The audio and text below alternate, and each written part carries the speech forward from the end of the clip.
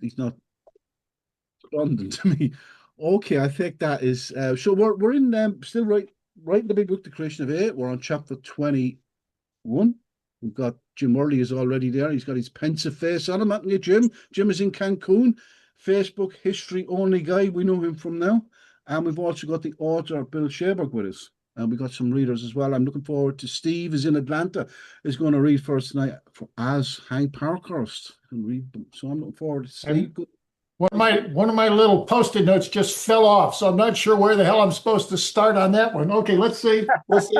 Do you need me to pause? Do you need to pause? No, go ahead. I think I got it. I love it, Bill. Let's go for it. We're just going straight in then. We're going to go straight into it. And no rehearsing tonight.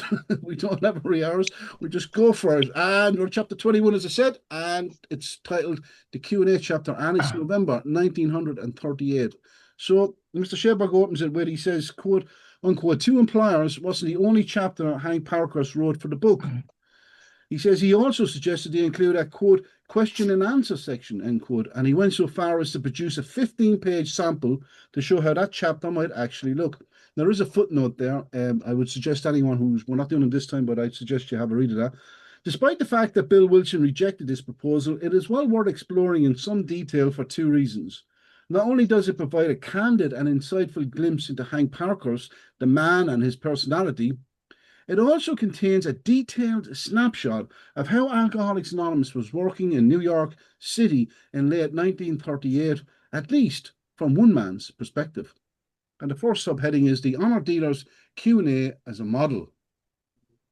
Hank had used this Q&A format several years earlier in a promotion piece sent out by Honor Dealers, believing it was an effective way to promote products and services to customers, especially to reluctant customers. Parkhurst was trying to convince gas station owners to join his collective buying group, and his theory seems to have been that a mailed list of questions and answers allowed the potential client to wade through all of the usual objections before receiving an actual sales call. Hank believed this strategy got him just that many steps nearer to closing the sale when he stopped by to make his in-person sales pitch. Certainly, one of the most attractive features of this kind of presentation is the illusion of intimacy and trust created by packaging the message as a one-on-one conversation. For instance, the Honor Dealer's piece reads as if one businessman were having a casual but completely candid conversation with another. In fact, the talk in this dialogue, of which only a few paragraphs have survived, is so honest that it begins, parentheses, mid-answer, unfortunately, close parentheses, with a full accounting of just how poorly the organization has been doing financially during its first year. Men, cars, and daily expenses has been slightly over $14,500. Telephone, $613. Stationery and printing, $1,051. Postage, $390. Furniture and fixtures, $1,530. Incidental expenses, $750. Rent, $1,500, making total expenditures of $20,336. Against this expense has been a gross income of $2,062.85.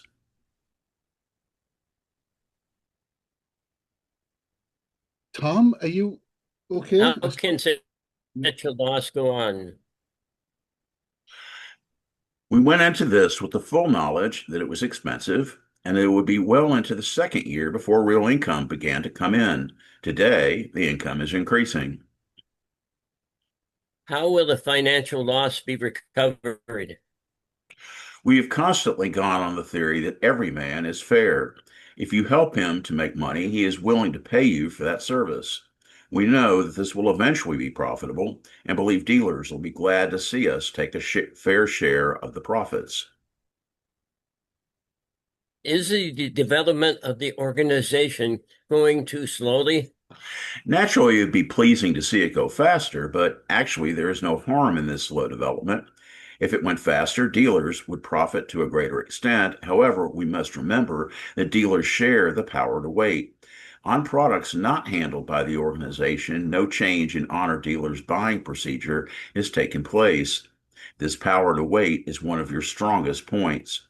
We do not have to take on any products immediately because we are not keeping any dealers from being supplied with sales necessities. Will honor dealers last? No one can guarantee that anything will be permanent. However, honor dealers are over a year old and have 5 nationally advertised buying connections. A dealer cannot lose by being an honor dealer.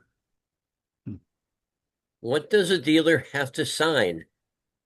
Nothing except the lease on the sign. Every man's word must be as good as his bond, and therefore a contract is not needed. The signed lease is for the protection of the dealers.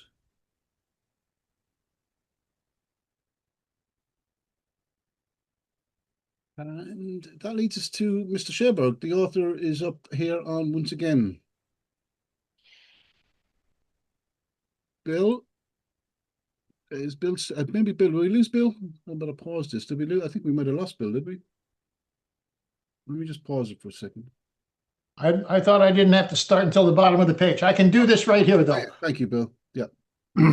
Although his early June outline, no, once again, Hank Parker's prose leaves much to be desired, but the general ideas are clear enough and might even be clearer if we have access to the 69 questions preceding these. But it was this same kind of format that Hank had in mind for the book.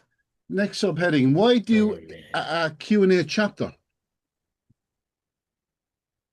Although his early June outline for the book did not include a Q&A chapter, just prior to creating this outline, Parkhurst had suggested several important questions he felt should be answered in the book if it was to be effective in any way. In his roughly sketched ideas, Hank proposed to Bill that the following topics should be included and addressed directly. Questions and answers. 1, the question is often asked, where does the money come from for this work? Number 2, how do I know this will work with me? Why is this method better than any other religious method? It is not. This is only a step toward a religious experience which should be carried forward in Christian fellowship, no matter what your church. 3, will I fail if I cannot keep my conduct up to these highest standards? 4, what happens when alcoholics, which is pluralized wrongly, has a sexual relapse? Number 5, there is so much talk about a religious experience. What is it? Questions about money, number 1, and the issues of moral conduct, number 3, and more specifically, sexual misconduct, number 4, along with a number of other questions Parkhurst thought would be important to the prospective member, are well covered in his proposed chapter. But true to his ongoing aversion to any detailed talk of religion and how spirituality might actually work within the program of recovery, number 2 and number 5, those issues are given short shrift and are dealt with in only a cursory fashion. Next subheading, 2 arguments for the chapter. There are at least 2 likely arguments Hank might have put forward for including a Q&A chapter such as this in the book. First, it would be a good way to anticipate and respond to the objections that would just naturally occur to the reluctant alcoholic as he read through the big book. By deliberately anticipating these objections and then addressing them in a straightforward manner, it might be possible to overcome the reader's resistance before he became too entrenched in his own negative responses. Hopefully, anything that forestalled such rejection would provide the reader with a greater opportunity to honestly consider their proposed solution and perhaps even to accept it. Second, a Q&A chapter would serve as an in-print substitute for the all-important one alcoholic talking to another alcoholic conversation that was so universally acknowledged as the proven way to secure new members for AA. Before the book, these one-on-one dialogues were the only way the message of recovery had been carried. They were the solid and indispensable foundation upon which every successful member's sobriety had so far been built. Since face-to-face conversations were so fundamental to attracting new members, why wouldn't they want to provide the distant reader who had nothing but the book to rely on with the most faithful representation of that kind of personal encounter that they could possibly create? A Q&A chapter in the book would accomplish both of these worthwhile goals simultaneously. Next subheading, the questions and answers fail to deliver. Sadly, despite Hank's best intentions, the 94 questions and answers he proposed for this chapter failed to deliver on either of these two promises.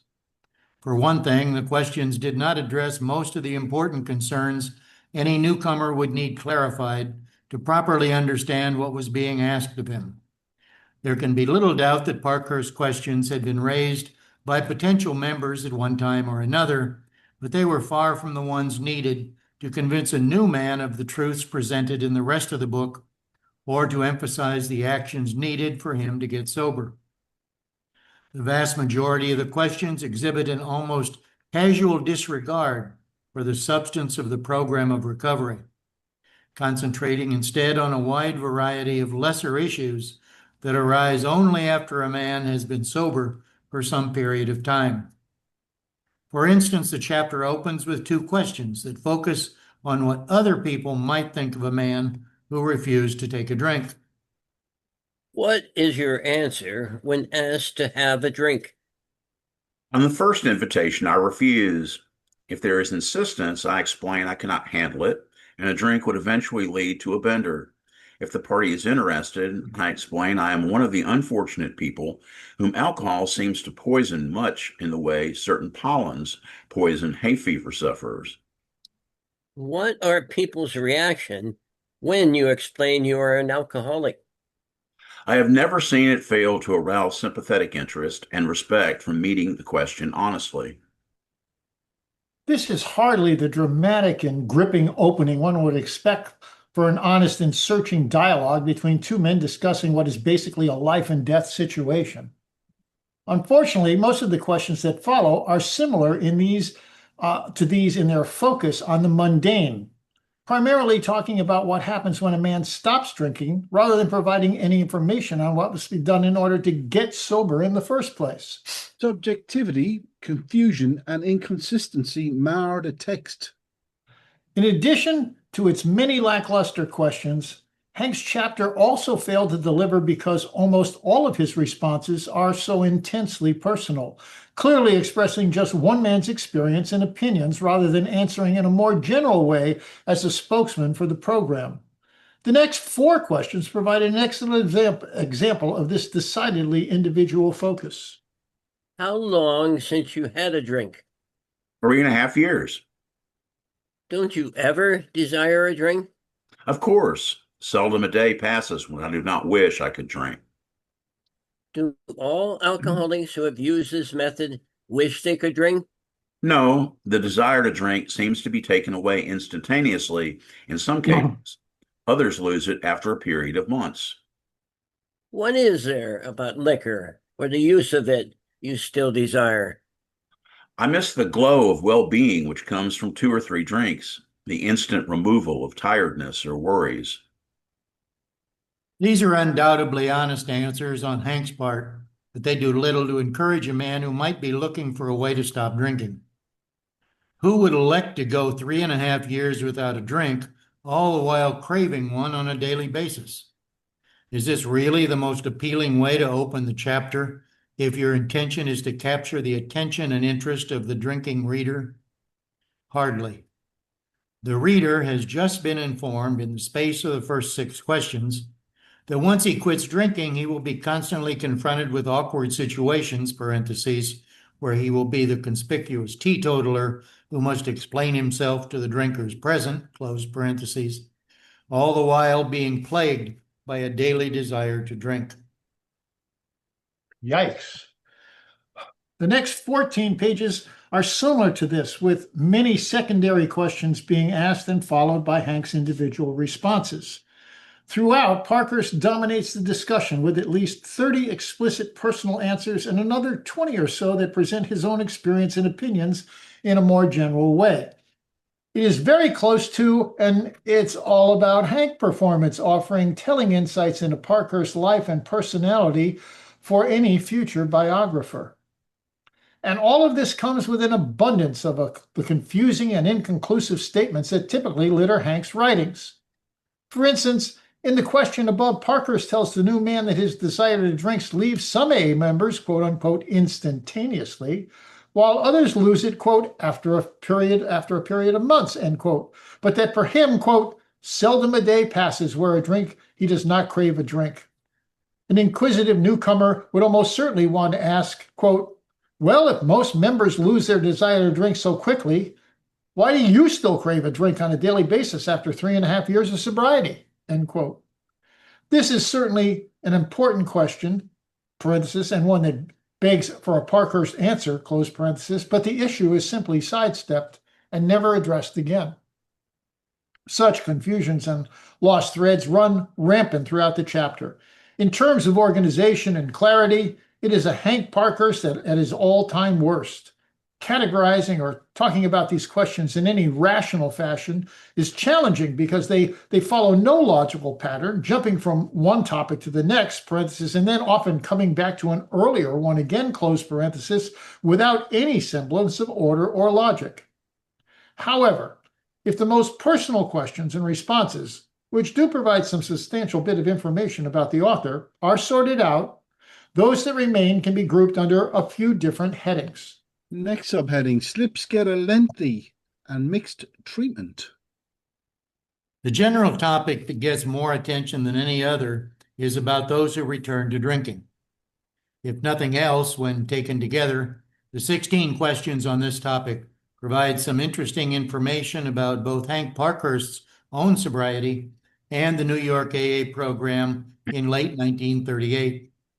The first two questions in this group appear on the second page, providing a setup for those that follow. Did any of your friends who are members of Alcoholics Anonymous drink again? Yes, many of them have had what we call slips. What do you think causes slips?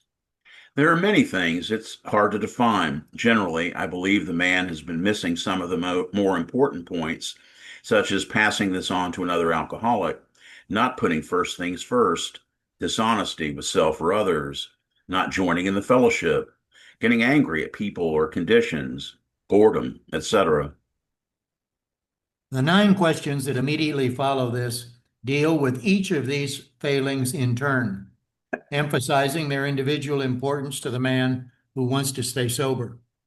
2 are particularly interesting in relation to Parkhurst's own attitudes and his understanding of AA beliefs. What do you mean by putting first things first? If a man is suffering from an incurable disease, I claim the first and most important for him is to do everything possible to recover from that disease. If a man is recovering from alcoholism, I believe the most important thing to him should be his recovery from his malady. In other words, first things first. Recovery should come before a job and everything else. Or if a man does not recover, he will have no job or anything else anyway. An alcoholic is generally inclined to forget that he has spent many years getting into this present condition and is impatient for all difficulties to clear up immediately.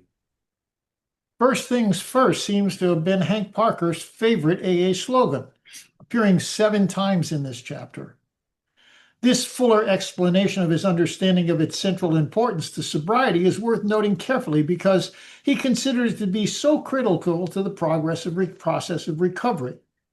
Later, in response to another question, he made a further elaboration by saying, quote, to keep first things first, of course, that means for me to keep a proper relation with the power that enabled me to recover, end quote.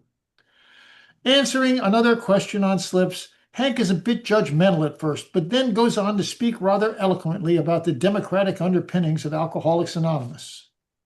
Why does boredom cause slips? To be brutally frank, I believe the man who gets plastered because he has become bored is generally a snob. He thinks he is a little better than the people whom he contacts, and so he gets bored. While I do not claim that everyone in the fellowship must like every other person, I do believe that if a person sincerely searches for admirable qualities in other people, he'll be able to find them. If a man really tries to help another person or persons, I believe life becomes so interesting he has no time to be bored. Having canvassed the details for each of these pitfalls, he then wanders off for 10 questions, parentheses, relating to his own experiences, the reason AA focuses only on drunks, and his marital and financial history, close parentheses, before returning to the topic of slips once again on page 5. Have you ever nearly slipped? Yes, several times. How did you escape? The first time I phoned one of the other alcoholics and told him I was afraid I was going to take a drink. He asked if I would wait until he got out to his house, and I agreed. When he arrived, we talked over the desire and the things which were bothering me, and strangely, the desire left me. Another time, I called one of the gang, and he suggested reading the Bible and praying before I took the first drink. I never took that drink. The third time, I made careful plans and then simply told one of the bunch I was going to. Instead of getting all excited, he simply said, "So what? Go ahead, have a couple for me." I took a nap, and when I woke up, I could laugh at it. The desire was gone. Another time, when in the biggest crisis of my life, which previously would undoubtedly have caused me to drink, I got to work helping others before the desire even had a chance to start to bother me. Still later on page 9, Hank presents his final 3 questions on slips. When a man calls to tell you he is on the verge of a slip, what do you do for him? This is hard to define. So much depends on the man himself. One thing I always do is to say a silent prayer and ask him to get all his gripes off his chest. However, I usually tell him it may be right for him to go on a bender because I feel it may be necessary to prove certain things. I cannot get excited because anyone is going to get drunk. As I look at it, that will not presage the coming of the end of the world. I find that when a man is talking to someone who understands and actually does not care whether he is going to get drunk, he is apt to get his thinking on the right track and will not go on the bender. When a man goes ahead anyway, and then calls you up to tell you he has slipped, what do you tell him? I tell him not to bother me. I'm not in the business of pinning up anybody's diapers. When he gets through and sincerely wants to quit drinking, give me a ring and I'll see if I can be helpful. When a man has had a slip, should he attempt to hide it? We have found that it to be one of our greatest dangers. The man is so ashamed of it, he generally has been so proud of his record that the temptation is great to pass it off. This, of course, is going right back to the old ways and is dangerous. If a man slips, my attitude is, so what? That it isn't important. What is important is whether he is going to slip again. I clearly remember what a man once told me. He said, quote, "An alcoholic who thinks no one knows about his drinking is like an ostrich which is behind in the air and his head in the sand," close quote.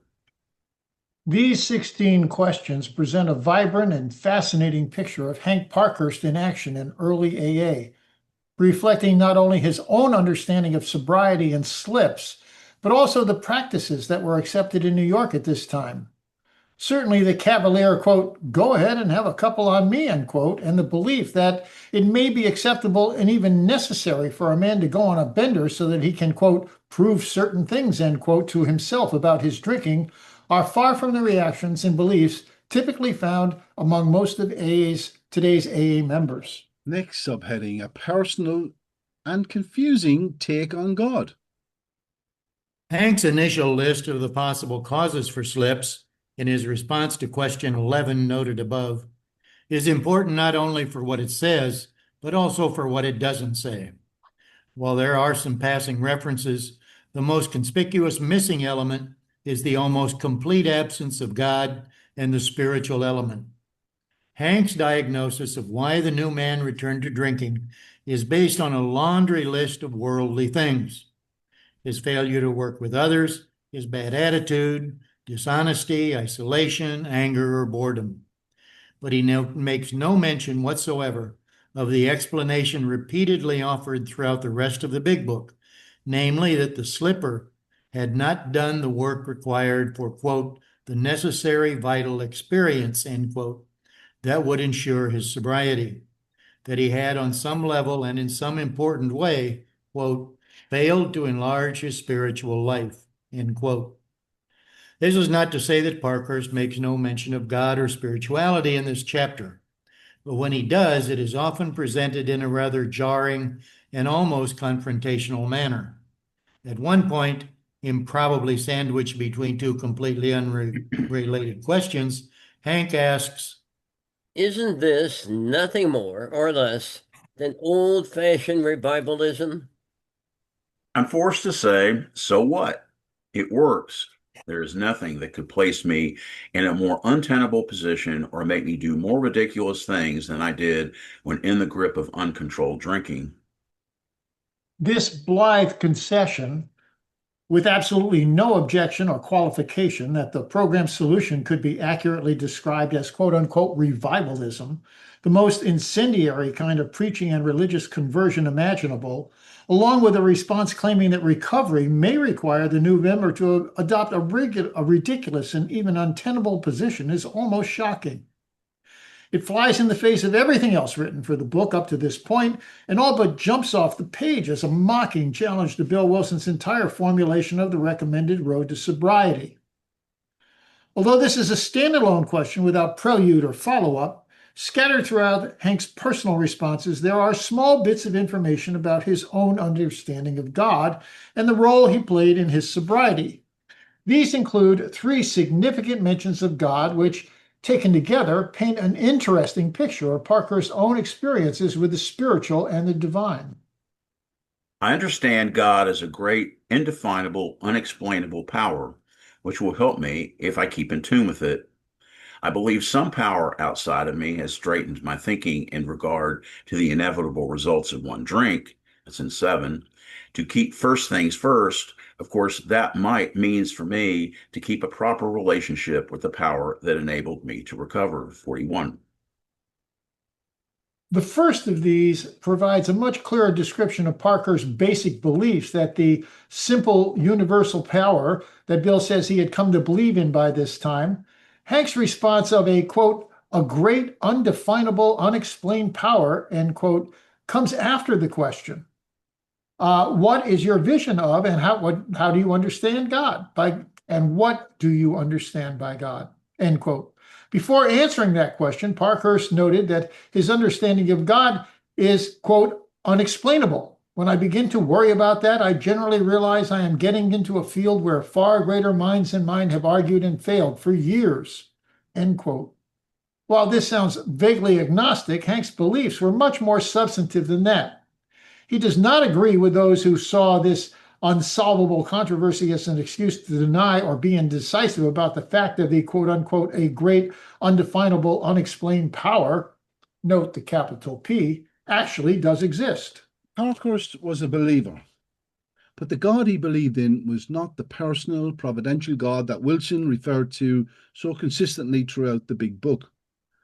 This can be seen in Hank's careful choice of words when he talks of an impersonal, quote, power which will help me if I keep in tune with it, end quote, rather than the more personal and providential, quote, power who will help me if I keep in tune with him, end quote, that Bill Wilson would have written here. Parkhurst's beliefs diverged radically from Wilson's petitionable supreme being. For Hank Parkhurst, God was a large and powerful but impersonal force, something that was forever incomprehensible, unknowable, and mysterious. This begs the question of exactly what kind of relationship, if any, Hank Parkhurst believed was available to him with this God who had enabled him to recover by straightening out his thinking about the dangers of the first drink. Exactly how God went about performing this miracle of recovery is not mentioned anywhere, but Hank certainly does not credit it to the agency of a personal, providential God. Also worth noting is that the solution presented here is purely psychological rather than spiritual in nature, and strikingly similar to the quote-unquote change of heart and the quote-unquote transformation of thought Hank had mentioned in his chapter to employers as being essential for the man who wants, quote, to get over drinking, end quote. However, this transformation actually did come about. Hank claims sobriety is something that he'll be able to maintain just so long he keeps a proper relation with God, something he does by continuing to stay in tune with the power that brought about his change of heart. Once again, this presents the familiar Parkhurst problem of trying to decide exactly what he means. What is the proper relationship, and what does it mean to be in tune with God?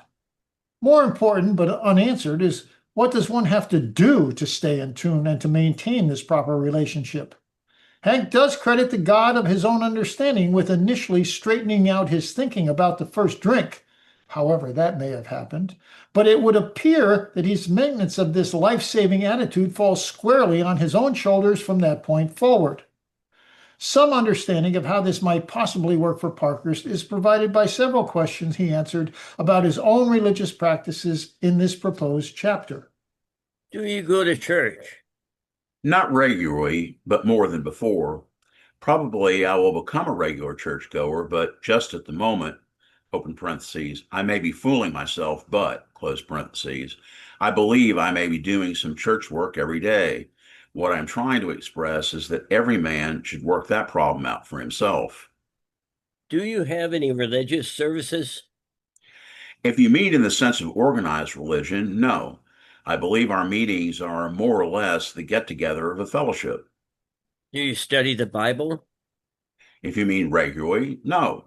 On the other hand, I've read the Bible a great deal more, and with more understanding the past 3 years than all my life before.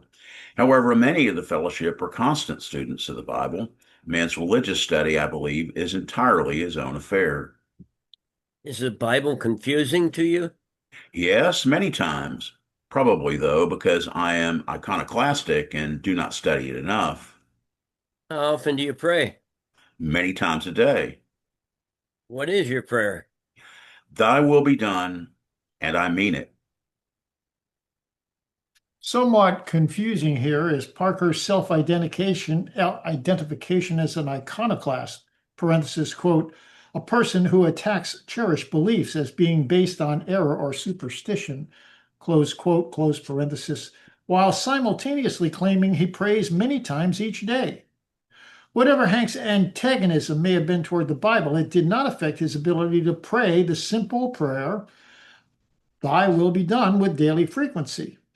This implies that while his conception of God is not to be found in either the Old or the New Testament, it was a power that was clearly in charge of the universe and whose will could only be ignored and disrespected at one's peril. Such a God would require Hank to regularly turn his own will over to, quote unquote, thy will, and to accept things as they were with the faith that all would work out for the best in the end. This all sounds more Stoic or Taoist than Christian. While these suggestions regarding Hank's spiritual beliefs can be supported from the textual evidence found in the questions and answers section, they must always be tempered by the understanding that Hank was never the clearest of writers, so misunderstandings and misinterpretations are always a real possibility. Marital infidelity is explored. As one more example of this kind of confused writing, consider the much more worldly and personal topic of marital infidelity that gets a brief but revealing Hank Parkhurst answer. I understand that most alcoholics get into sexual messes. Is that true? Yes. What is your attitude about possible future sexual troubles? If you're speaking of unfaithfulness, I feel the same way about that as I do about liquor. I'm taking no stand on this question. I'm only say I hope I will not get mixed up in any such difficulties. On the other hand, I have seen many married men nearly thrown into an alcoholic slip by a sexual mix-up, and the soundest advice I have heard given was, quote, You are terribly upset because you've been trying to live in the perfection of Jesus Christ, and now that you find that you are not as perfect as he was, are you going to add more trouble, such as drinking will bring? Or are you going to pick yourself up and be better in the future? Not better as the world sees it, but better as your vision of yourself sees it? Close quote. The quote, "I'm taking no stand on this question," end quote, is certainly a curious response to an inquiry about unfaithfulness, especially with the additional comment that, quote, "I feel the same way about that as I do about liquor," end quote.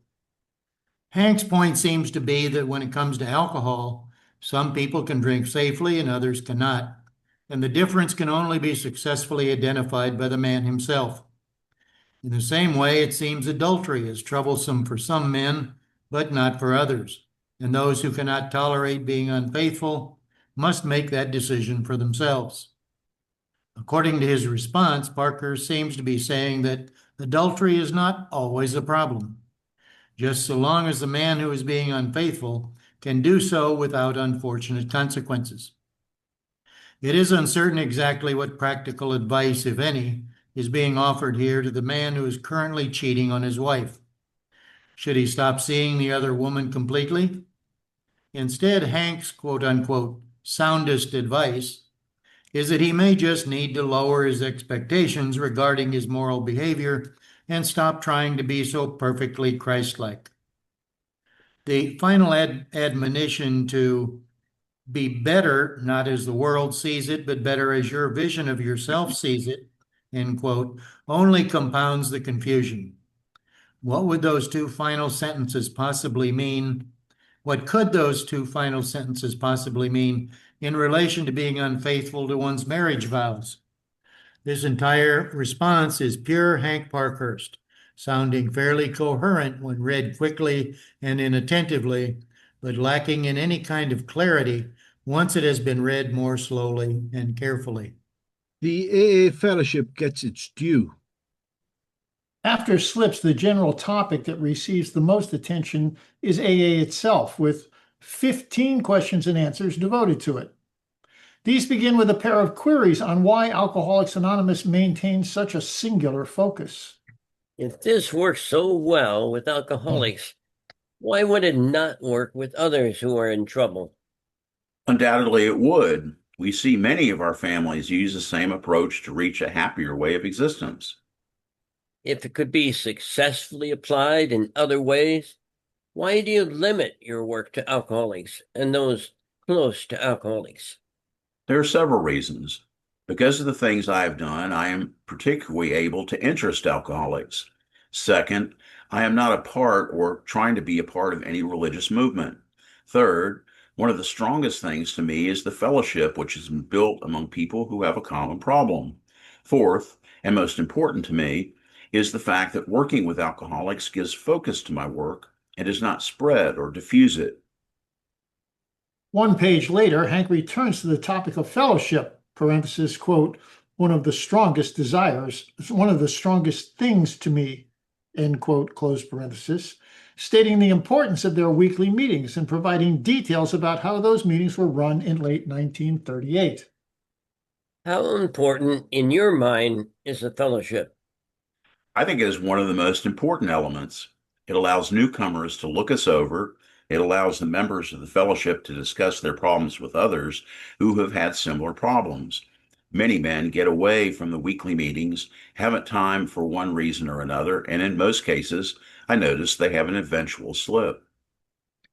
What are these weekly meetings? I am only familiar with them in 3 localities. At one of these, members who are interested decide who is to lead the meeting after the group gathers. He leads the group in the Lord's Prayer and then asks different ones to tell their stories. The meeting is closed with the Lord's Prayer. In the other 2 localities, the meeting is generally just a social get-together where the gang sits around and talks, sometimes in a large circle, sometimes in small groups. Occasionally, this evolves into a meeting where some members tell their stories. Why do you tell your story? I know my own story, and when I'm asked to tell it, it is generally because someone thinks it will be helpful to some of the newcomers. Actually, all we have is the ability and willingness for each to tell their own story. The attitude is more or less, quote, here is what I was, here is what I did, here is what happened, and here I am, close quote. By this telling of stories, newcomers may more or less identify themselves or things they have done with those things we did. As long as we stick to our own story, we are never in danger of preaching. Parker's first description of a meeting is obviously the Akron format. Whether he knew these details from personal experience, parentheses, there's no record that Hank ever visited Dr. Bob in Ohio, close parentheses, or got his information from Bill is uncertain. The other two meetings mentioned are the New York version of the weekly gathering. Hank was claiming his own house in Montclair, New Jersey, as the second site for East Coast gatherings, since several meetings had been held there by this time. Meetings were not held in Cleveland until after the book was published, closed parentheses.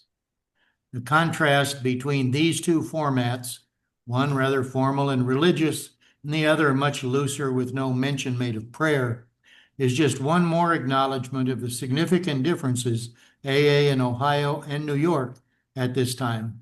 Defining an alcoholic and his likelihood of success in AA. Then, in 5 questions from 2 different pages, Hank attempts to formulate his own yardstick for who is and who isn't an alcoholic. Do you ever tell a man he is an alcoholic? No, that is strictly a matter for him to decide.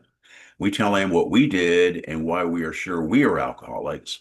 He must decide for himself whether he is an alcoholic. Do you identify different kinds of drinking? The casual drinker who takes an occasional drink, the social drinker who drinks when socially inclined, the heavy drinker who drinks a great deal, and the alcoholic. What do you believe identifies an alcoholic? I believe an alcoholic, broadly speaking, is a man who cannot control his drinking. He cannot stop drinking when he knows that more will harm him, nor can he stop drinking when he actually wants to. Do you suggest this indiscriminately to men you believe to be alcoholics? No, generally I talk to the man, and if he expresses interest, I tell him my story. How do you present this to a man? First, I tell him my story up to the time I discovered I was an alcoholic. By telling him my story, my drinking exploits, the tales of the shakes, how I hid bottles, etc., then I generally steer the talk to the subject of alcoholism. If the man decides that he is an alcoholic, open parentheses, that's a thing I cannot decide for him, close parentheses, I tell him how I got well and the cases of others who got well. I then put him in touch with other members of our fellowship. If the man wants it, he can get it. In question 68, Parkhurst once again attempts to formulate a definition for the alcoholic, a challenge he and Bill had been wrestling with for well over a year. While Hank does qualify this description by claiming that he is speaking broadly, what he has written is a straightforward and practical description that would likely resonate with anyone who is in trouble with alcohol. Interestingly, this is not too far from one of Bill Wilson's attempts to do the same thing a bit earlier. In the opening paragraph of We Agnostics, Bill had written, quote, if when you honestly want to, you find you cannot quit entirely, or if when drinking you have little control over the amount you take, you are probably alcoholic, close quote. Wilson, too, realized the inadequacy of this definition and qualified it with the word, quote unquote, probably.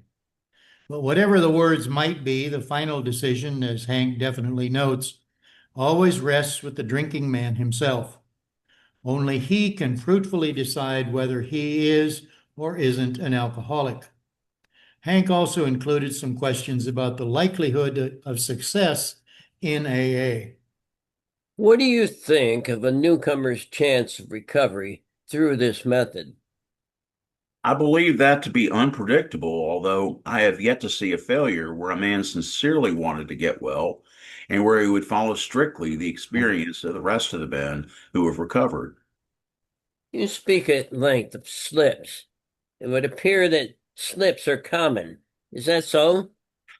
I would estimate that 50% who have accepted our method have had no slips, and that everyone who has been sincere in their desire to recover has been so much better there is no comparison, even though they have slipped.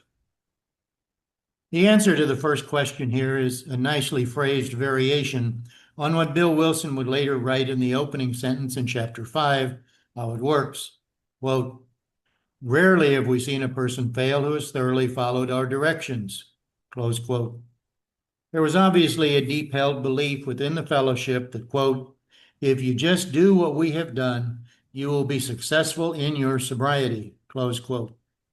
In the final accounting, it was a completely pragmatic program, arguing that it, quote, "has worked for us and there is no reason it shouldn't work for you too, if only you give it an honest try." Close quote. Finally, there are 3 minor catch-all questions on AA. Do you or your friends in Alcoholics Anonymous hate liquor? Personally, I serve liquor in my home to people who can control the use. Some of the group, however, have a hatred for what liquor has done to them. Don't you think and talk of alcoholism too much? Maybe you're right. Anyway, you are talking like a lot of our wives. On the other hand, I have recovered, and the thing is, should I talk about it a great deal, or should I not talk about it at all and do a lot of drinking? Is there anything to join? Of course not. There is no membership list or anything to sign.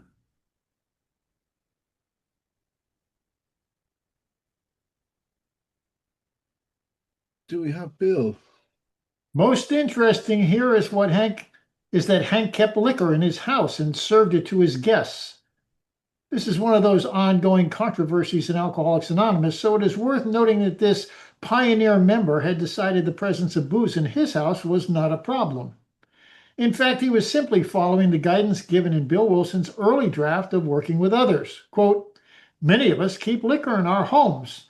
Some of us still serve it to our friends in moderation, provided they are not people who abuse drinking," end quote. However, some of today's AA members might point out that Hank Parkhurst was drunk a year after writing this, and then wonder if the ready presence of alcohol in his house might have been one of the factors that allowed him to so easily pick up the first drink. It is a fascinating question. Doctors and psychiatrists, the foundation, and a curious ending. Another important topic, Hank's opinion regarding doctors and psychiatrists, is addressed with 4 direct questions. In the first, Hank claims that, quote, "doctors and medical treatment for the alcoholic most definitely have their place in any program of recovery," close quote. But he does not mention or recommend any particular form of treatment. When it comes to psychoanalysis and psychiatric treatments, Parkhurst claims, quote, "anything which enables a person to better understand themselves and their thought processes is well worthwhile," end quote. And notes approvingly that, quote, "after analysis, I understood myself better and could identify more of my thoughts," end quote. But he then negatively qualifies the overall value of this by saying analysis, quote, "still left me with nothing to tie to but myself, and I had always failed myself before," end quote. The presumption from that answer would have to be that working with other alcoholics and becoming a part of the fellowship, or perhaps that unexplainable power, had provided Hank with the tie he needed to keep his thinking straight about the dangers of the first drink. Finally, speaking for once as a spokesman of the program, Hank offers 8 questions, number 80 through 87, about AA's lack of formal organization, and in his responses provides details about the workings of the Alcoholic Foundation. These questions and answers carefully repeat information that has frequently been given elsewhere about the need for money to carry on the work, the fact that contributions come, quote, "from people who have benefited," end quote, and how the non-alcoholic trustees are in the majority and thus control the finances, etc. It is the perfect set of answers to Hank's June question of, quote, "where does the money come from for this work," end quote. effectively dispelling any suspicions the new man might have about this being just another money-making racket. The proposed chapter then sputters to an inconclusive and even embarrassing end with two final non sequitur questions, the last of which is almost incomprehensible, although it is, thankfully for Parker's sake, credited to another member. What do you mean by the beer experiment? Many times a fellow gets the idea if he had always stayed on beer, he would not have had this trouble. Or he has the idea that beer will not harm him. They generally try to think nothing but beer and end up on liquor, or they get as bad on beer as on anything else. Having learned their lesson, they generally say they tried the beer experiment. To what do you attribute your not drinking now? In parentheses, another member answers, close parentheses. When leaving institutions, I had no one to talk to about my problems. I was afraid to phone people for fear they would recall something I had done. I feel, however, that I have made up for it by doing time in the Laughing Academy. Because of my fear, I would phone someone I had met in the institution. Loneliness, I guess you would call it, and the other bird from the cuckoo hatch would feel the same. Since meeting this crowd, there has been no barrier of what I have done because they understood and generally can match my experiences with something as bad or worse. Good stuff. So now we're getting to two New York members respond. Hank actually circulated this document among the New York members in what could only be seen as an effort to drum up support for his proposed chapters, chapters singular. In response, we know he received at least two reactions, one of which was decidedly positive and the other negative. Horace Mayer. Horace, who had sobered up the previous September, took the chapter seriously enough to send Hank and Bill his handwritten suggestions for additions and changes, saying that, in his judgment, he thought the proposed chapter was, quote unquote, a fine idea. Horace's enthusiasm is almost predictable if we look at the story he wrote for the Big Book, in which he sounds very much like one of Hank Parkhurst's AA proteges.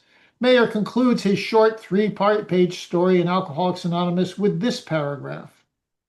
The simple words, thy will be done, and the simple ideas of honesty and of helping others are taking on a new meaning for members.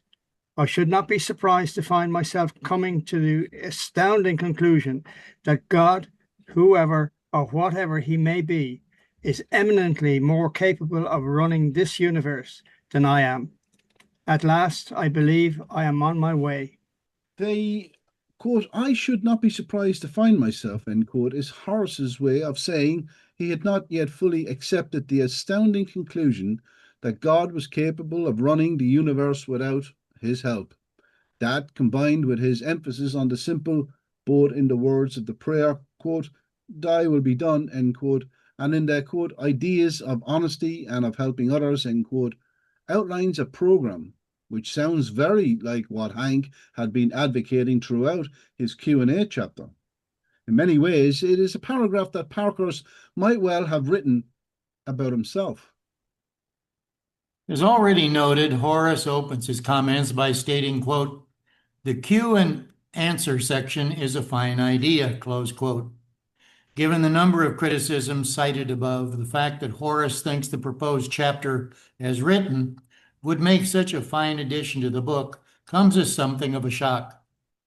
Mayer seems to have completely missed all of the wandering confusion and the bad writing, not to mention some of the questionable advice on how to get and stay sober. Confirming his high opinion, Horace suggests that only 11 of the 94 questions need minor adjustments, parentheses, and one more question needs to be added, close parentheses, to make the chapter ready for publication. Whatever Mayer's critical abilities may have been, he was obviously sympathetic to Parkhurst when it came to the format, style, content, and logic of this proposed chapter. Because of the informal way in which Horace wrote up his suggestions, it's not always easy to associate each of them with a specific question in the Q&A chapter, but it is possible to identify the proper correspondence for most of them. Those that can be correlated present a few interesting observations on AA from the perspective of a recent member. One of Horace's challenges suggests that Hank's answer to question 19, where he asserts, quote, I would estimate that 50% who have accepted our method have had no slips, end quote, is a gross underestimation. Specifically, Mayer states that he thinks, quote, 50% who have accepted method is much too low, end quote. Unfortunately, Horace doesn't go so far as to suggest what number he thinks might be more appropriate in response to that ever-important question. Regarding questions 38 and 39, Mayer thinks the quote, point should be more emphasized that psychoanalysis and psychiatrical results rest with the person. We go beyond that, end quote. Again, what a greater emphasis on the ways that, quote, we go beyond that, end quote, might actually work and look like in print gets no further elaboration in Hank's suggestion. To the question, quote, outside of the Bible, what book has been most helpful to you, end quote, Hank had cryptically and incompletely responded by identifying only the author, Thomas Masson's, end quote, leaving us with an incomprehensible answer which provides just enough information to mystify, but not enough to be helpful. Horace suggests the AA's own forthcoming book, quote, Exit, in parentheses with a question mark, by Alcoholics Anonymous, end quote, might be the best answer for Hank to give here. In parentheses, the parenthetical question mark he put after the title highlights the fact that it was still undecided exactly what the book should be called, end parentheses. The one suggestion that would have been most enlightening had Parkhurst acted on it was Mayer's request that he respond more fully to the question, what are these weekly meetings? Number 36. Horace thought Hank's answer should, quote, be elaborated a little, end quote. Indeed, any additional information Parkhurst might have supplied on how the New York meetings worked in late 1938 would have added immensely to the scant descriptions we currently find in the contemporary records, providing important insights into the workings of early AA. Horace's last suggested change was to supply his own response to the incomprehensible question that closed the chapter. Mayer suggested his own reply to, quote, what do you attribute your not drinking now, quote, end quote, would be. I attribute it to the lifting from my shoulders of the constant weight of the alcoholic problem from which I had not been free day and night for almost 20 years. To the knowledge that of myself, I could never do this, and to the firm belief that as long as I continue to the best of my ability, the thought processes and the way of life that has been shown me, I shall have that help from God. Once again, it seems that Horace is almost channeling Hank Parkhurst here. Actually, his quote, as long as I continue to the best of my abilities, end quote line, is a clear explanation of what Parkhurst was trying to say when writing about staying in tune with God and having a proper relationship with that power. According to Horace, you simply continue to do the footwork called for by this quote-unquote way of life, while maintaining the essential new quote-unquote thought process regarding the first drink, and your sobriety will be assured. Finally, Mayer suggested one question to be added to the chapter. To what words can all your answers be boiled down when you are questioned by doubting or antagonistic people? To these, so what? It works. This is a repetition of Hank's response to the questions about quote-unquote revivalism, number 43. But here it is presented as a universal answer, one that should be used to silence all doubters. So what? It works, and quote-unquote. It was likely a common slogan in Alcoholics Anonymous at the time. It was based on the belief that the best way to avoid complicating and never-ending discussions with dissenters and unbelievers would be to rely on the pragmatic argument that truth could best be discovered in the results, and we most certainly have the results that you want, so try it. Final subsection in this paragraph is Bill Wilson. Wilson's response to Hank Parkhurst's suggested chapter was completely different from Horace Mayer's, something we know conclusively from the fact that neither the proposed question and answer section nor anything remotely like it ever appeared in either the multilith copy or in the book itself. Over and above the disorganization and the confused writing, there can be little wonder why Bill reacted that way. For one thing, the Q&A chapter presents just one man's account of sobriety, something that directly contradicts Wilson's consistent presentation of the book as the collective viewpoint of the fellowship. While Bill did primarily write from his own experiences, he regularly packaged them to sound as if they reflected the consensus of the whole group. Hank's proposed chapter flagrantly violated this inclusive principle, shifting the voice of authority from a group consciousness to that of just one man. Even more important from Bill's perspective and his stated purpose of the book, the chapter completely failed to address the questions of, quote, precisely how we have recovered, end quote, parentheses, a phrase that was printed entirely in capital letters in the foreword to the first edition, closed parentheses, and focused instead on the problems and complications which typically arise once a man gets sober. Wilson just didn't think the book was the place to discuss how to handle the delicate social situation of explaining why you weren't having a cocktail tonight. He was completely focused on telling a man what he had to do to stop drinking and then stay stopped. Even if it had been well organized and well written, which it most certainly was not, the proposed Q&A chapter just didn't fit anywhere into the big book. Its radically different voice and style, not to mention the often peculiar subject matter, was just too far afield from everything else Bill had already written for it to ever be seriously considered for inclusion. It would be fascinating to know the conversation these two men had regarding this proposed chapter, how Bill went about telling Hank it was not going to be included in the book, and how Hank reacted to that news. But Wilson had a much larger issue facing him in late November 1938. He was beginning to realize he needed to write something significantly more explicit about their program of recovery, and in all likelihood, reading Hank's suggested chapter for the book gave him a clear idea of the direction that he did not want to go with the explanation of how the program of recovery actually worked. Sometimes negative cues are the best way to see the direction that we really do want to pursue. End of chapter 21, the Q&A chapter, November 1938. You can unmute. What a great chapter. I love that chapter, Bill Shaver. That's one of my favorites. I tell you what, the detail in it is amazing. It is amazing. Thank you, Dave. Thank you, Bill. Thank you, Jim, and all the readers. Yeah, thank you, readers. Thank you for writing it, Bill. Thank you for putting this together, David. Thank you, Kate. Thank Yeah, you. thank you, Bill. What an interesting chapter. It's such an insightful one, isn't it? You get the background, you get the back, see what's going on backstage almost. Bill Shaver, I'm intrigued to know what you were writing during that meeting. You were writing a lot. You were writing very feverishly during that meeting. Where are you, Bill Shaver? No, I wasn't writing. I saw you writing there. I said he's going to tell us some of the good stuff, more so than normal. I'll just say I'll say a couple of things. It's hard. It's hard for me to remember, and I presume hard for you to imagine what the electric shock that went through me when I was handed this thing at the GSO archive. That as far I've never heard anybody anywhere mention this chapter.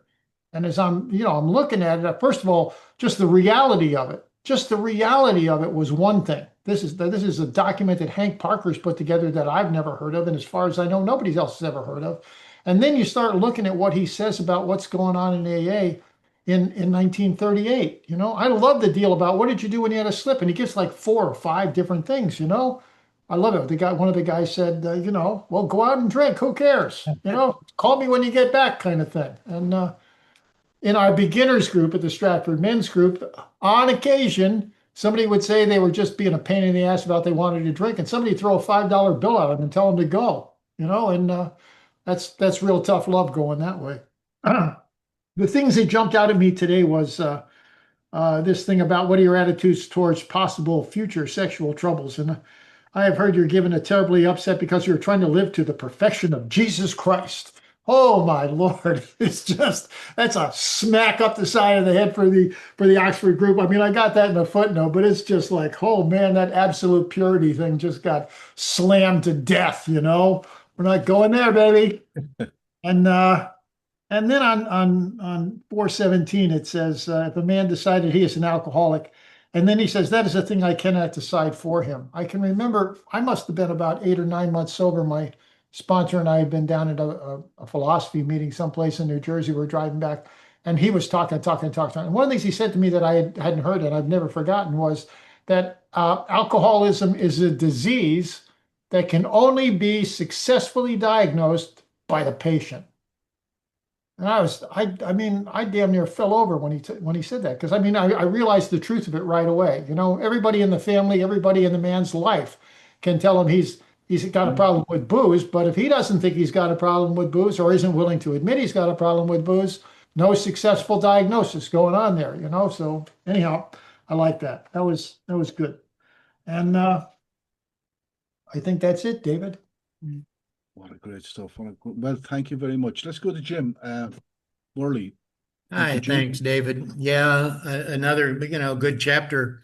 And, Bill already mentioned what jumped out at me, and that was some of the inside information that we got, by Hank, not only about what was going on in the groups, but, for example, the meetings and some of the other things that Bill already mentioned, was going on, and also a little bit of inside information on Hank himself and what problems he was having and how things were going with him after 3.5 years and still having daily, desire to have a drink and bringing up sex a lot, and Ruth Hawk and his, all of that going on. So, yeah, it was a lot of, I liked the inside information that we got there in between the lines. So, but a good chapter. Bill, I just got to say again, man, that those opening questions, do you ever think about a drink? Oh, yeah. I haven't had a drink in 3.5 years, but I think about one every day. It was like, oh yeah, there's a promise. Here's one of the big promises of AA. Stop drinking and you can be thirsty every goddamn day of your life for 3.5 years with no end in sight. Just what was it? What was this man thinking? I mean, I don't know. I mean, what was he thinking? That's just this guy's supposedly a great salesman. Is that a sales pitch? Is that something they're going to get? People are going to say, sign me up for that, baby. I want that one. That's a solution I can get behind. Anyhow, there was just a bunch of that stuff in there, but that was just, and they were the first questions, for God's sakes. It was like, God, just amazing. Yeah. Bill, I have to ask you before we go to Gigi. This house here, he classifies the meetings here. I was fascinated when you said that he said there was 3 places there were meetings going on: Bill Wilson's place, Akron, and you're saying that he was including his own house. Yeah. They were having meetings over in New Jersey at times not like every other week, but it was definitely happening. If Wilson was out of town, they would have meetings over there if Hank was still around. So yeah, then they did that. And of course, once the book was published, 2 weeks after the book was published, Hank and Bill and Lois are thrown out of Brooklyn, the house in Brooklyn, and they immediately the meetings went. All of the meetings went to Hank's house in New Jersey, and stayed there for quite a while. It doesn't get the recognition, does it? Like Akron gets and Bill Wilson's house gets. Is it as known as much that there were meetings actually going on there?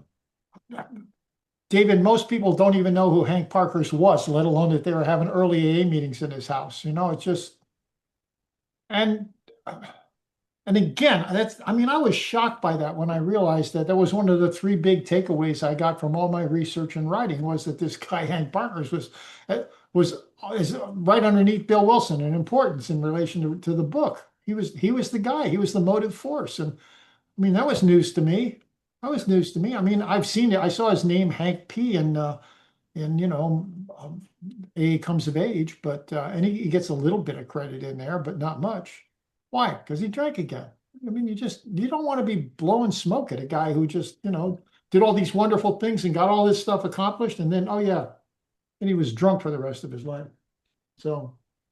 Well, thank you once again, Bill, for putting it together. Gigi, I hope you're looking good. Good to see you, Gigi. Thank you, David. I appear to have recovered. I think it was a bad case of flu. Thank you for asking. Hey, everybody, I'm Gigi, alcoholic here in Oregon, and I think I probably already know the answer to this question, but I wonder how much of a reader Hank Parkhurst was. The reason that I ask that is on 422 at the top, where it talks about, let's see, the pragmatic argument that truth can best be discovered in the results, and we most certainly have the results that you want, so try it, is very much resonant of William James's Fruits, Not Roots. So I wonder if you have any comments on that. Yeah, this whole book and all the things written at this time are so American pragmatism, just over and over and over again. It's quite frankly, it seems to me that it's still part of our intellectual and psychological DNA today. I mean, it's just if you're brought up in the United States of America, you're brought up to believe, that the results are what count here. That's what's important here is the results, and if something works, then we should be doing it. If something didn't work, stop doing that. What's insanity? What's the definition of insanity? Doing the same thing over and over and getting different results. And but if in fact we've gotten good results with this, then isn't that a good enough argument for you? Well, I'm not sure that works on the continent, but it certainly is a great American argument for sure. Gigi, would anyone else like to jump in? I noticed he's used fellowship a lot, Bill, today. Hank Parkhurst was using fellowship a lot. Yeah, well, the whole thing, come on, Hank Parkhurst's whole deal is moral psychology. Moral psychology is getting your head out of your butt and taking care of other people. Being interested in other people and, enlarging the circle of your life to include other people in a genuine and significant way.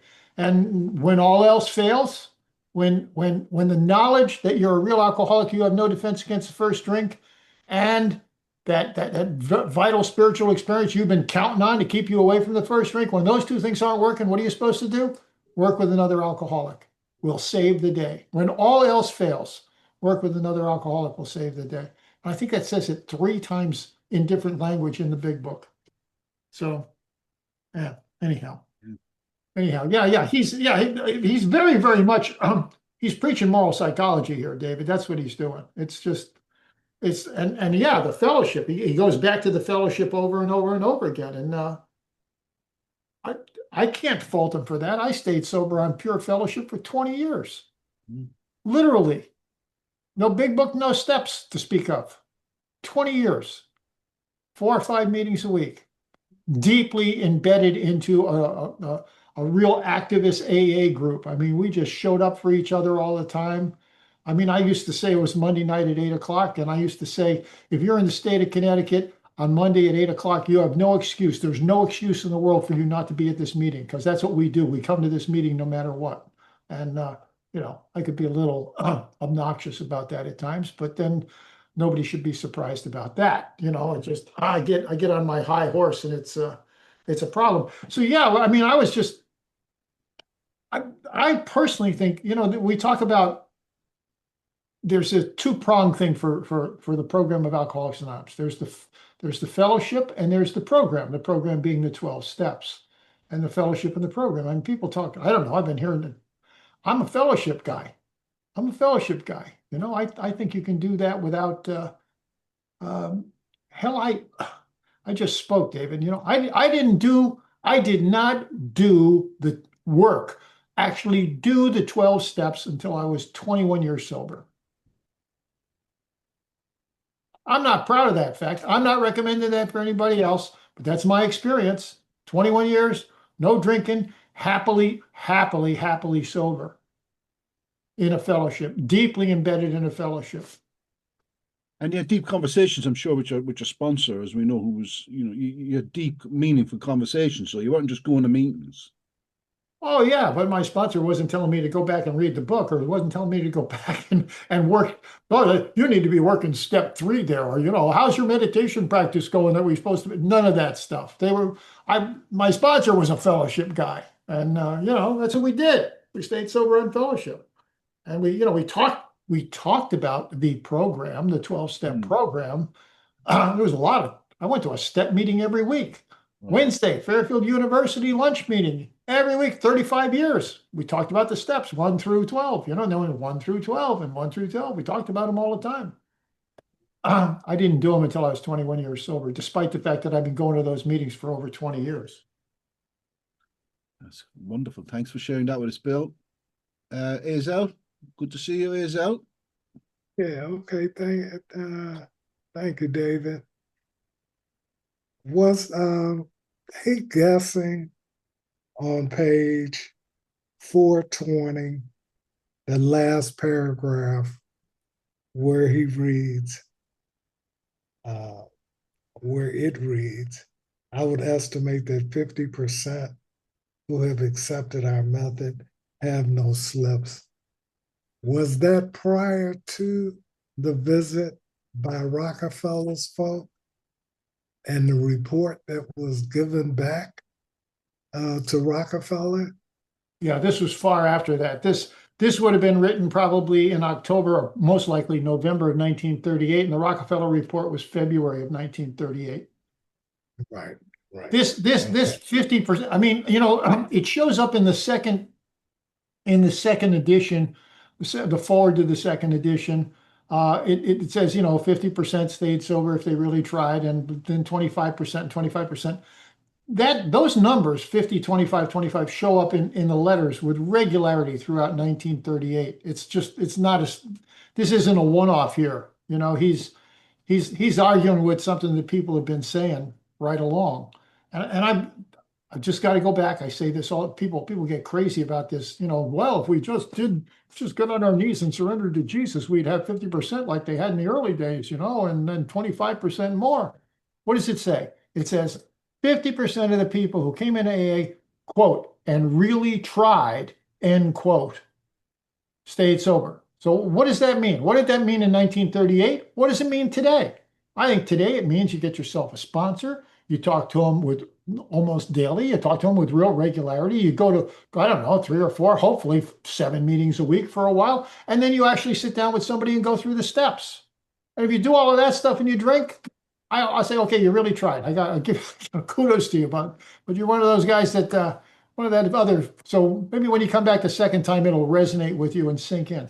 But the book says really tried. I mean, what the hell does that mean? Does that mean you get sent into you gotta get your court card signed for 5 trips into Alcoholics Anonymous? I don't consider that really tried. I wouldn't put that person even in the mix of my statistical analysis of the successful rate of Alcoholics Anonymous. All right, down off the soapbox on that. Wow, that was good.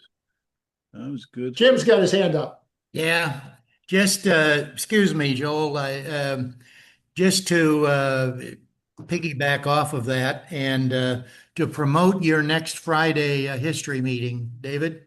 Oh, I thank you. And I had this ready to go. There will be a presentation on recovery rates in Alcoholics Anonymous and how they have changed over the years.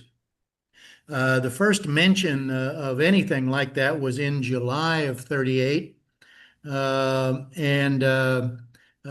Bill mentioned something about, I think we've had about 200 and about 100 of them have gotten sober right away. And then he writes something to Cabot in August, Dr. Cabot in August, mentioning the 50%. And then this mention, of course, and then Hank had his report there about the ones who are the definite maybes and the definite on the ball people and things. So there were some quote unquote statistics, with that 50% a long time. The only what Bill mentioned about it being in the forward to the second edition. The 50, 25, 25 is based on the stories from the big book. the people in the stories in the big book, the first edition, who stayed sober and who slipped and who came back, etc. So, but anyway, yeah, there were some other surveys and things throughout the years, and we'll be talking about that next Friday, recovery rates in Alcoholics Anonymous through the years. History, myths, legends, and 5% recovery rate. Mm-hmm. Thank you, Jim. Because I was just going to mention that we're going through Bill Sherberg's YouTube channel. We're going to go through, and we're going to be starting with the first two forewords after Jim's recovery rates on the 10th of July. So we have Jim for 3 weeks this coming month. We have Jim on the 3rd, and we have Jim finishing off the month last 2 weeks. He's doing Joe and Charlie Awakening, and as he said, myths, legends, and changes. So we're going to do one of Bill's YouTube presentations every month now. That's the thing. And hopefully Bill might give me something before I can do that. But I'll have to send you an email about that, Bill. Let's go to Joel M. in Arizona. Hello, Joel. Thanks for waiting. Thanks. I got a lot out of that chapter. Thanks for doing that research, and I had a lot of identification with Hank, especially with his trying to explain his relationship with the higher power and his level of agnosticism. And as I was reading it and stuff, I said, why wasn't he doing a 10th step? I mean, this sounds like 10th step material. I mean, all this stuff that he's going through and he's struggling with. And I don't think he had a sponsor-sponsee relationship with Bill.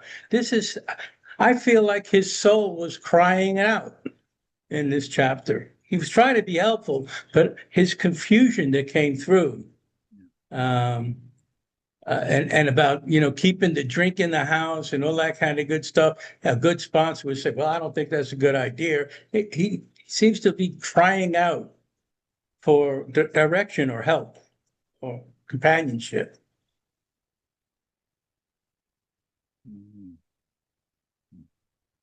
That was nice, wasn't it, Bill? Do you think Hank was crying out? Well, also, I peeked ahead in the book. The 12 steps weren't written yet. He was only working with the 12 steps weren't written yet either, but I don't know. Some of us, especially American males, have a hard time asking for help. We just have a hard time asking for help. And so I don't think Hank wrote this thing as some sort of secret plea for help kind of thing, that he was doing that. I think he was just describing the way it worked for him. And the fact that he drives by the spiritual solution completely, the vital spiritual experience or the vital spiritual awakening, whatever you want to call it, he drives by that completely. It goes back to his Hank's ideas in that 3-page thing about his observations. He's always talking about what you want to do is stop drinking, pay attention to other people, and then you're going to have a vital spiritual experience of some sort. He doesn't use those exact words, but that's what he's saying. Wilson thinks you need a vital spiritual experience, which you can then apply to the drinking problem. Hank seems to think, from everything I've read by him and in here and elsewhere, Hank seems to think that what you need to do is to have a moral psychology flip in your mind. You got to have his thought process change and these other things that he talked about in two employers in here, and towards other people. It's ego reduction stuff. Get your selfishness, self-centeredness, that we thought was the root of our problems. And I think he thought that if you did that would give you a sufficient spiritual awakening. That was, in fact, the essence of a spiritual awakening. So the spiritual awakening came afterwards, not before. And I think that was the basic argument between Wilson. There was cart before the horse. They were arguing over which one was the horse and which one was I just got the feeling that he needed a good 10th step with a lot of these issues to continue to watch for these things. That was creeping up all over the place and kicking his ass. Yeah, well, I'm not disagreeing with that, but go ahead, Jim. Yeah, I'm going to do a plug for another one of the presentations. the one called the Big Book Awakening and Joe and Charlie. Pretty much all of us today are children of Joe and Charlie. The first 40 years of Alcoholics Anonymous was nothing like what happened after. And I don't say that Joe and Charlie invented anything, but and nothing of what they say existed ideas before then. But the idea of sponsorship, individual sponsorship, of course, didn't even come in to AA until Cleveland came along and couldn't handle it all. And the idea that these early people sat down with their sponsor and read through the big book page by page and worked the steps just did not exist. And it did not exist in mainstream AA until after 1975 to 85, when Joe and Charlie became a megaphone for this type of sponsorship and working the steps.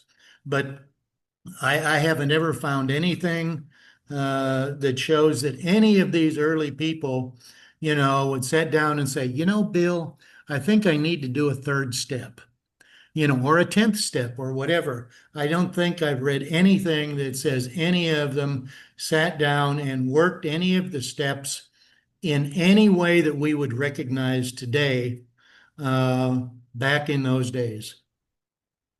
So that's just a little bit more on that on Big Book Awakening and Joe and Charlie next month. Looking You forward know, I've to it. got to agree with that. Again, my sponsor got sober in 56.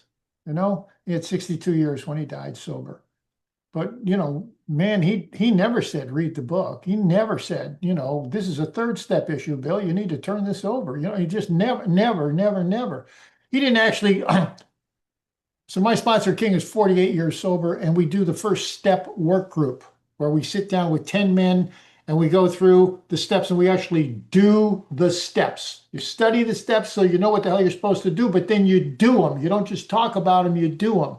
And he was sitting next to me at these meetings at my house, 8 o'clock every Saturday for 18 weeks. And, he was like, he'd never really read the book. He was saying, well, there's some really good stuff in this book. He's 48 years sober. He's the smartest man I ever met in my entire life and shook hands with. And there's some really good stuff in this book. He never did the steps all the way through until, so if I'm 21 years sober, what's he? 46 years, 48 years sober, it's just like, so, I mean, I see that as concrete evidence for exactly what Jim's talking about, that people were just not doing that. They were just not doing that. It was like, it's an anachronistic. It's taking what's going on presently and has been going on for decades now and feeding it back into the past and say, well, they must have been doing that. They must have been doing that. But King Dykeman, one of the soberest men I ever met in my life, for all his clay feet, which we all have, man, he was not doing that stuff. And he was a just tsunami kind of force for good in Alcoholics Anonymous. Always had his hand out. Always getting together with people. But he was trying to talk them into doing the fellowship route rather than doing, let's sit down and go through the book and do the steps. Never occurred to him. Yeah, I think we've all in the last 6 years since Zoom has been, we've heard a lot of stories from a lot of people that we never would have heard stories from. People with 40, 50, 60 years of sobriety sometimes. And, I have never heard anybody with, I'm not saying that your story, Bill, is typical, but I think it's pretty typical of anyone with 40 or 50 years of sobriety to say, oh, we just didn't do it that way. And nowadays we just think that if you don't, I tell some people, my sponsor took me through the steps in the 12 and 12, and they think, well, you can't do it that way. And, it just didn't become mainstream. You got to believe it and do it this way, or it's not AA until around 1980, probably, and a little bit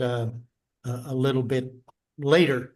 You know, in 1977, there's a position paper that AA came out with that we'll be talking about that mentions that, you know, AA is a program of self-diagnosis and self-education, and it's better to that individual prospects decide for themselves what the literature says and not depend on gurus and circuit speakers.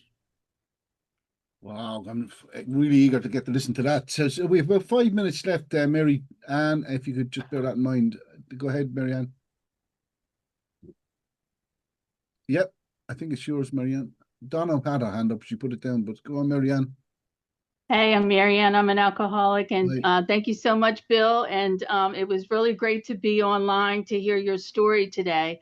I was a part of the participant, you in the UK, and just getting to know you guys a little more. And Jim Worley's a good friend of mine, and David. And it's just really, really, Bill, your book has just changed my whole outlook. And I'm coming up on 35 years of sobriety, and you have just made like everything so real and different and informed. I would never get this information in Alcoholics Anonymous. I'm sorry, but it not in the Fellowship of Alcoholics Anonymous. And I am so enriched, you know, by coming here. And I can't thank you guys enough. And I just hope that Jim Worley gets in touch with me. So maybe Phyllis McCoy, who celebrated 50 years today, of sobriety, can be a part of your Joe and Charlie thing. If not, I'll let her know that you're going to be speaking about my favorite people. And like you said, Jim, not everything changed in my second year of sobriety in the fellowship when somebody took me aside. And back then we had cassette tapes, gave me those tapes and gave me the documents. And my whole language and the language of the heart and everything changed. And I'm so grateful that I'm still growing in understanding. I love this meeting. And that you guys, you know, are just speaking from your heart and sharing your experience, strength, and hope. And there's no judgment here. You know, we're all here to learn and grow. And I just want to thank you all for your research and everything that you've done and enhancing my recovery. So thank you so much.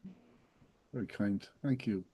And you're going to contact Jim about that. You will contact Jim about that. So we're going to go back to Mr. Shaber. Bill, wonderful stuff as always. And I think your favorite chapter is next week. Is that right, Bill?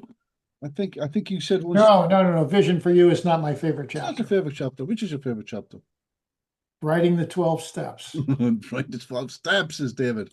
You told me that before, and I forgot. Write the 12 steps. So what? It was the hardest chapter to write. I got more blood, sweat, and tears in that damn chapter than anything else. And the other 4 chapters put together. Yeah, well, so I think they're all becoming my favorites now. I mean, the more I read it, the more I get it out of them. Wonderful stuff. Couldn't help but see Wilson and Bill. I know you've got to go. Wilson and Hank having their arguments coming out of this chapter this evening. Some of the stuff Wilson must have taken from Hank as well. Yeah. Back to you, Bill. Thank you, sir.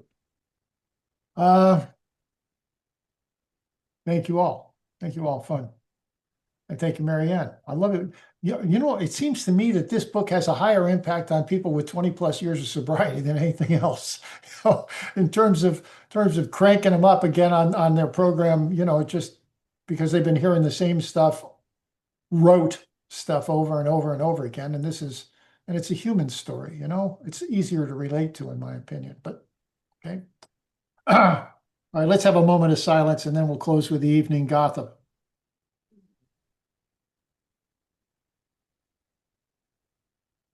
Let me respectfully remind you, William, life and death are of supreme importance. Time swiftly passes by and opportunity is lost. You need to awaken to the present moment. Take heed. This very night, your days are diminished by 1. Do not squander your life.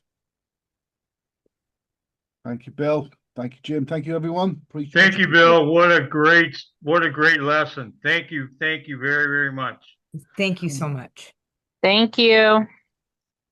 Thanks, everyone. Bye-bye. Thank you so much. Yeah, thank you, each and every one. Learned a lot.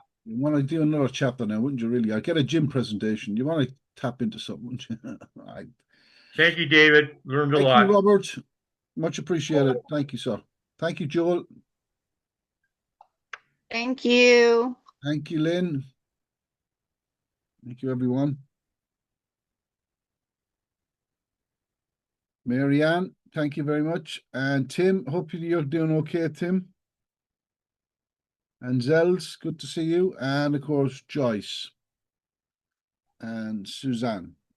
And I will see you all. David, do you still have that Saturday night meeting, the speakers meeting, or no? You know what? I don't. We don't have it. I'm hoping to get up another one. I can't do Saturday night because that meeting is now physically up and running at that time. So Okay. I would like to get one up and running where I could get experienced Stretton Hope people though. I have been thinking about it, and I just would love to tap into these people. So, Okay, you've just, great. Thank you. Maybe I'm meant to do that, Marianne. Yeah, maybe we could do it. Have you? Maybe we will do it. No, I will commit to that. I will have to find a night that will work. But Marianne, you have to. You got Jim Worley's email. Yeah, don't. Jim@Cancun@gmail.com. Jimincancun@gmail.com. Gotcha.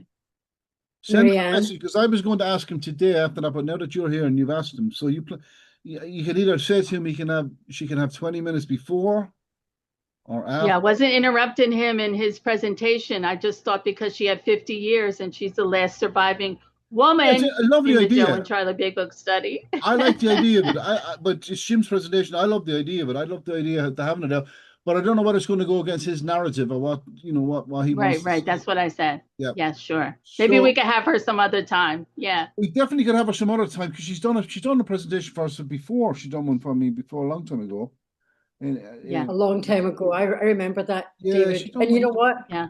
David, sometimes I go on and listen to those Saturday night well, speakers. yeah, they're nice to go back to, aren't they? They're it was all lovely fresh to go to us back then. to. Yeah. It means a lot Marianne? more to when I listen to it. Yeah, Yes. a lot of it was I was flying blind myself at that time. I Yeah, know it okay, was. great. I love to listen to your your introduction, and I remember Yeah. what was his name that did all the backward stuff, the background stuff. I can't remember the Scottish guy. Stuart. Anyway, Mary Stuart, Stuart. Yeah, Stuart. is he doing better now? I know I asked you last year, and was in a bad way with his wife leaving or something like that. Well, Is he I doing- saw him not so long ago. He seemed okay. Oh, good. Marianne, Yeah, do you think I could have Phyllis's number? Like I forgot to write it down last night. Yeah, I could give it to you. Okay, I'll give you a wee note in the thing there, the chat. Yeah, you But could do anyway, that, or you I've got a my- pencil. I could give it to you now. Do Yes, give my us- love, I probably- do. I should give her a call. I should give her a call. Yeah, go on. Yeah, give her a call. ahead. Her number is 918 918 520 right Mhm. 9706. 9706. And she's like 90 now, so she can use all the, she's got her people there, but, she's been on Zoom around the world. So, just a good support to let her Yeah, know was that we're all nine here. seven?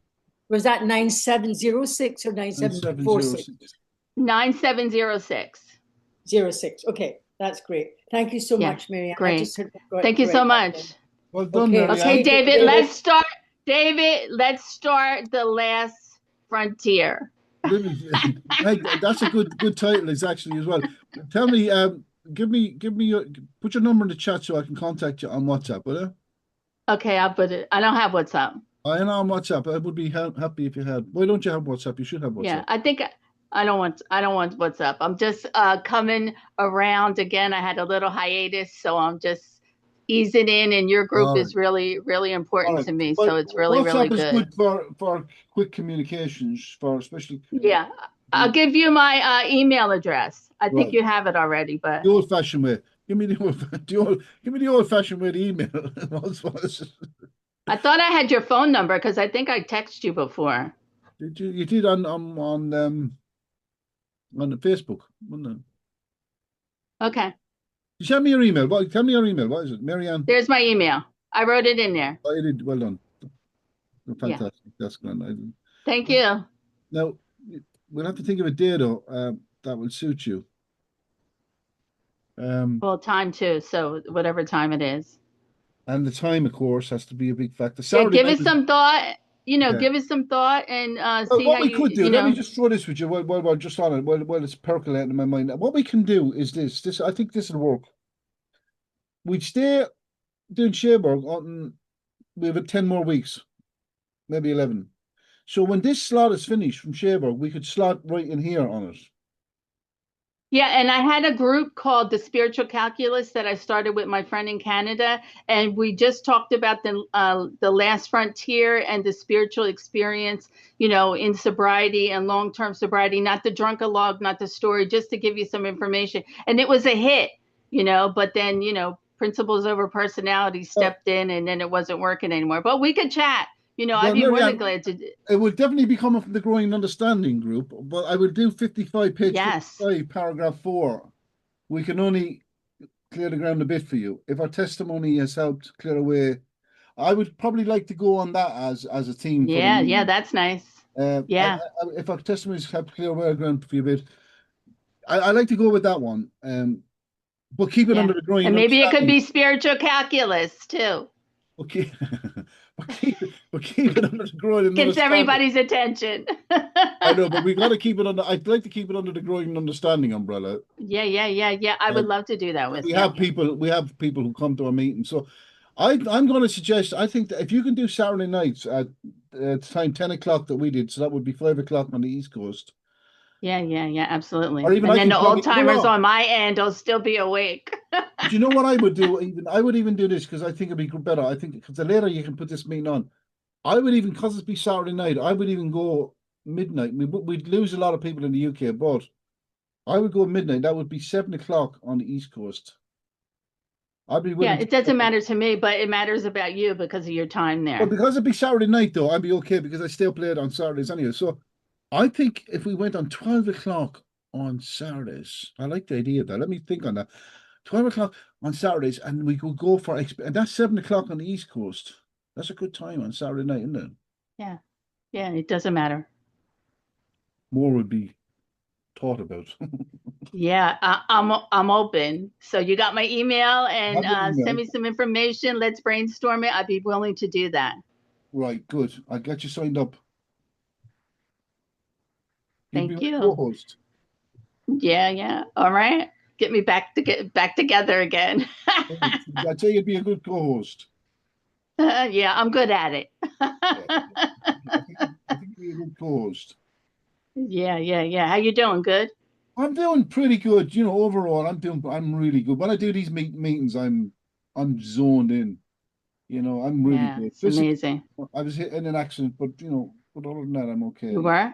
Car accident? Back in November, I was hit by I was on my bicycle and I was hit by a car and smashed up my leg. And Oh my God. yeah, so it's coming Yeah. now, but I haven't been working or anything. But that's some financial stuff, all that stuff goes on. But no, I'm good. I'm good though in my heart, and I'm good in my where I'm good. If I was to Yeah. die, You look good. I'd be good. Do you know what I Yeah, mean? it's okay. Shit's gonna happen to you, baby. But if I died, I I'd be good. I fell at work last April and I got a traumatic brain injury. I had 2 surgeries from a pothole at my job. And then Oh, I wow. just hurt my leg. And then I went back to work in March, 9 months out of work. And then I just went back to work in March. And then my whole knee blew out. So I got to see if I got to get surgery on that. So don't get old, David.